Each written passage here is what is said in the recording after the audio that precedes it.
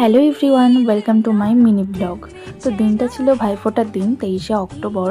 তো আমাদের কিন্তু বেসিক্যালি ভাইফোঁটা দেওয়ার কিন্তু কোনো প্ল্যানিং প্রোগ্রাম কিছুই ছিল না। হঠাৎ করেই ভাইফোঁটাটা দিচ্ছি, তাও আবার দিয়েছিলাম সন্ধ্যের পরে।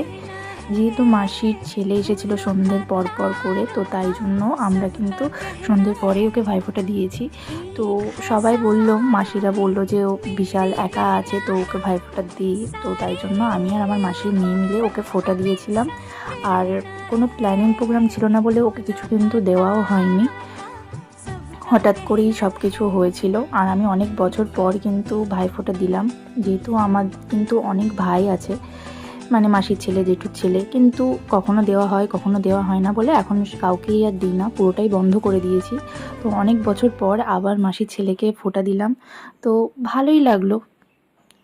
কিন্তু এটা যদি কন্টিনিউ হতো তাহলে আরও বেশি ভালো লাগতো।